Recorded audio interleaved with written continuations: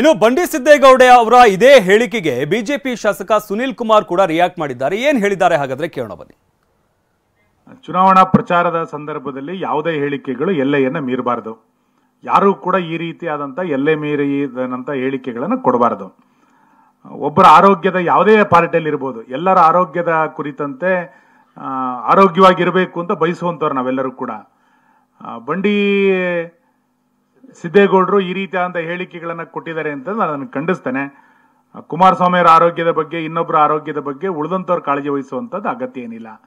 ಸ್ವತಃ ಅವರು ಅದನ್ನು ಕಾಳಜಿ ವಹಿಸ್ತಾರೆ. ಮತ್ತು ಸಂತೋಷ ಏನು ಅಂತಂದ್ರೆ, ಆರೋಗ್ಯ ಸಣ್ಣ ಪುಟ್ಟ ವ್ಯತ್ಯಾಸಗಳ ನಡುವೆಯೂ ಕೂಡ ದೇಶದಲ್ಲಿ ನರೇಂದ್ರ ಮೋದಿ ಬರಬೇಕು ಅನ್ನುವ ಕಾರಣಕ್ಕೋಸ್ಕರ ಗುಣಮುಖರಾಗಿದ್ದುಕೊಂಡು ಈ ಚುನಾವಣಾ ಪ್ರಚಾರದಲ್ಲಿ ಭಾಗವಹಿಸ್ತಾ ಇರುವಂತದ್ದನ್ನ ಪ್ರಶಂಸೆ ಮಾಡಬೇಕಾಗಿತ್ತು.